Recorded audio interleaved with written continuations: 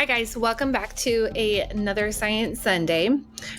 This week we have a demonstration that could actually turn into a whole investigation if you want to take it one step further. And I call it the flipped arrow demonstration. So this one has a lot to do with light waves and their interaction as they travel through different mediums. So what are we going to do today? Some science skills we're going to practice like always. We're going to ask questions. We're going to make a model, and this is one that is doable at home. So you can try it yourself and try it with your family. We're going to plan and carry out an investigation. Like I said, it's a demonstration. You can do it exactly like I show you, but you could take it one step further and really investigate and find out as much as you can about what we are going to see today. And then at the end, we want to construct an explanation. We always want to learn a little bit more about how the world works around us when we do these demonstrations and investigations.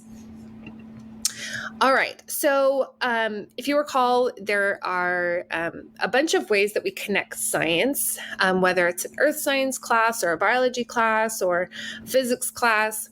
There's some things that really connect all of them. So we're going to talk about cause and effect today, structure and function relating to our eyes. And we're going to talk about scale and proportion and what happens when you move that scale kind of back and forth. If you do the whole investigation part of this and really kind of turn it into an experiment. We're going to talk about stability and change, focusing mainly on the change part.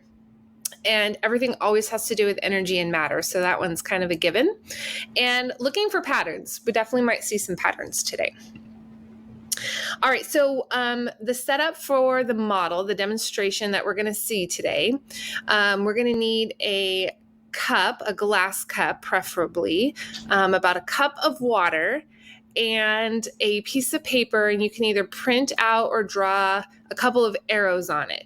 Okay, and that'll be our kind of what we're looking at.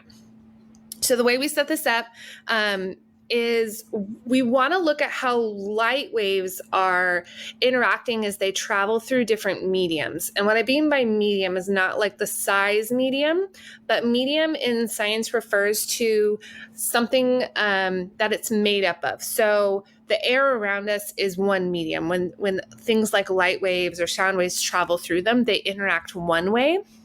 But when they travel through water or solids, they interact a different way because those are different mediums. So we're going to actually investigate how sound waves travel through both air and water. Okay, so now let's go and set up our model.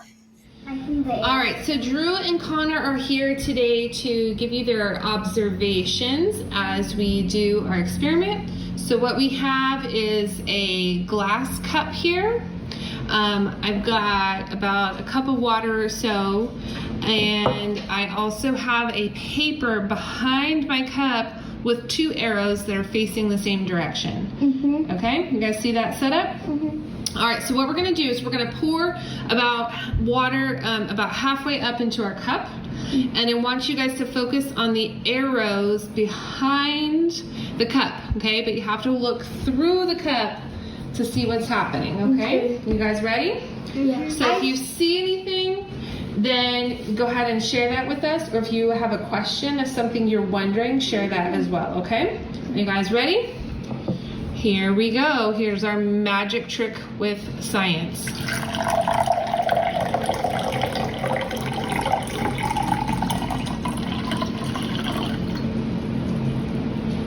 Okay, what did you notice? The arrow is flipped around. Which arrow is flipped around? The bottom one. The bottom one? Yeah. How did that happen? Did I erase it and draw a new one? No, the water, because the water mirrors it, so it flipped it around or something. You think the water mirrored it? So I'm going to show you guys, pulling it over here to show you the arrows are still how we started them, but when you look through our glass, the bottom arrow has flipped around. See? That's what I think was going to happen.